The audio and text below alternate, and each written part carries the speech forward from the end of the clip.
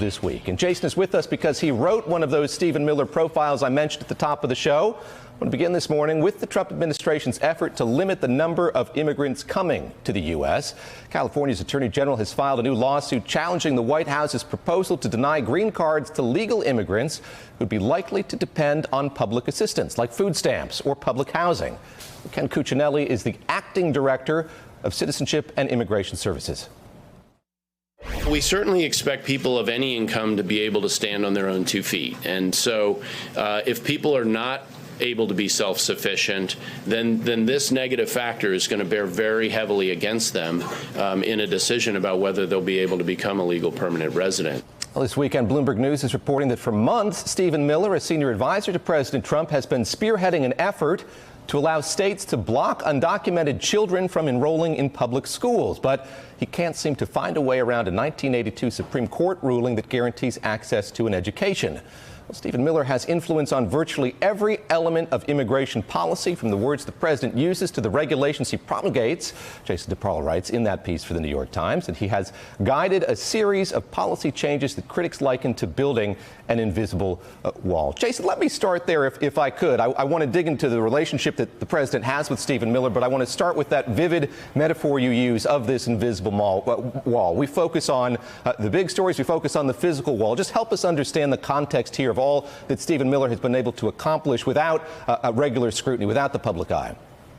Yeah, most of the coverage recently has been on the border disputes and the purges inside the Department of Homeland Security. But out of view, the Trump administration, often with Stephen Miller's guidance, has been promulgating scores of rules and regulations that make it harder in many cases for legal immigrants to enter the country. Your piece is about Stephen Miller, but it's also about sort of what gave rise to him, the environment in which he came of age. He's a young man as well. Talk a bit about that, how his rise is emblematic of what's happened to the Republican Party more broadly. Yeah, I think there's been a lot of focus on his personality, his often abrasive statements. But Stephen Miller is the product of a larger movement that's been operating for several decades and has been abetted by some large changes in political context, ranging from 9/11 to outsourcing, which has reduced the support among business interests for immigration in the United States, to demographics, the rise of immigration across the South, the heart of the GOP. So Miller is often the face of the movement, but it's a much broader phenomenon. He has been pushing for restrictionism, Christina Greer, and that's what I want to get in with you. You look at the Republican Party. There was sympathy for immigrants. There was, for a time, the thought that you could get immigrants maybe to vote Republican. They could be brought into the fold. That certainly was the case under President Reagan, President Bush as well, President George H.W. Bush and President George W. Bush. What's changed? Help us understand those broader cultural currents here, the way that the Republican Party has moved toward restrictionism. Well, I mean, I wrote a book called Black Ethnics, Race, Immigration, and the Pursuit of the American Dream. So I've thought about this, especially in the context of black immigrants who, at one point in time, seemed ripe for the picking for the Republican Party. But the difference is there has been this nativist undercurrent in the party, which has tapped into the historically anti-black white supremacist roots of this nation.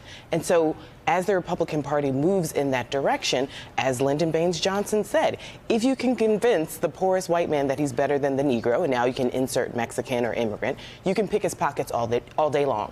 And so I think the Republicans have realized, as long as they set up the scenario that it is you do not have, not because of our tax policies, not because of our trade policies, not because of us sort of stealing at the highest levels of the government, but you don't have the life that you want, or the American dream, or the job that you need, or the health care that you should have, or the education that should be promised to you. It's not because of our policies as Republicans. It's because of these immigrants working in poultry factories, or these black Americans who are working in factories someplace not even in your own state. And so I think that is part of, we constantly talk about the economics of a Trump voter, or the economics of the Republican Party, and this economic anxiety.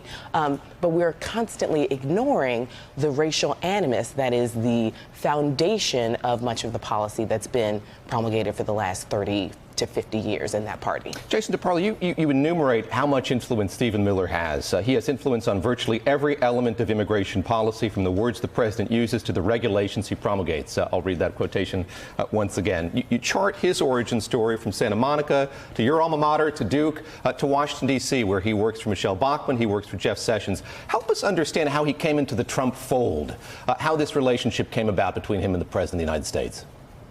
He worked for Jeff Sessions in the Senate. Senator Sessions was one of the most adamant opponents of immigration. And Donald Trump used to talk to Breitbart when Miller was talking to Breitbart as well. And Miller told his friends he wished Trump would run for president. And as soon as he did, Miller started working behind the scenes on the campaign and then formally joined it.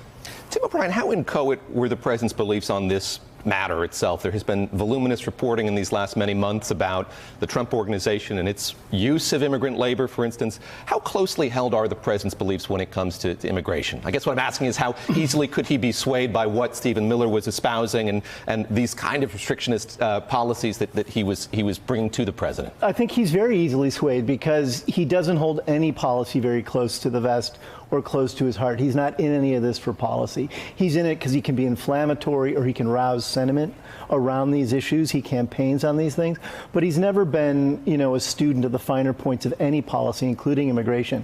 And as you note, he's hypocritical about it. He runs businesses like golf courses and hotels that are very dependent on migrant labor.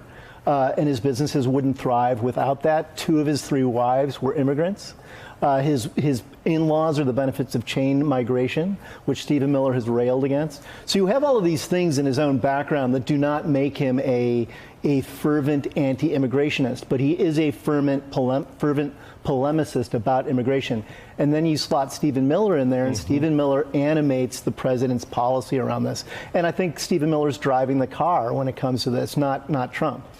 Josh Gerstein, who taught him how to drive the car? I think of the role that he's had here. He's espousing these views, but he's also, I don't believe he's a lawyer, but trying to craft a lot of these policy proposals within the government. So you look at the Muslim travel ban, for example. That was something where pasta was thrown at the wall and they saw what stick. It didn't work the first few times around, but it was something that he pioneered and tried to work on. Help us understand that, how he has developed this facility for shaping policy, not having a lengthy background in government, not having a legal background as well. Well, I mean, I'm struck by the fact at the moment that he has become a survivor in the Trump administration. In another administration, he would be one of a dozen aides, and he would be trying to push his agenda against other folks. As Tim was mentioning, the president doesn't seem to have heartfelt beliefs on this issue, although he understands it as core to his political identity and what got him elected.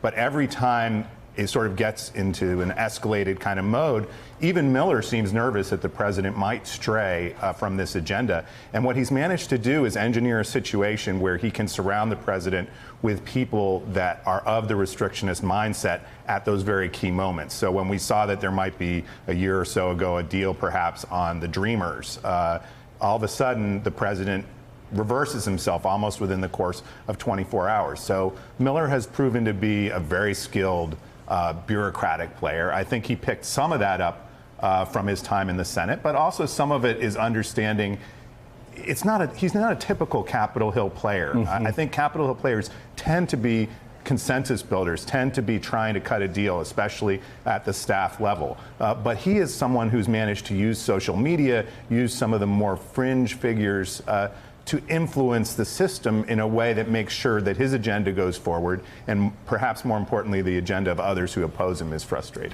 Hey there, I'm Chris Hayes from MSNBC. Thanks for watching MSNBC on YouTube. If you want to keep up to date with the videos we're putting out, you can click subscribe just below me, or click over on this list to see lots of other great videos.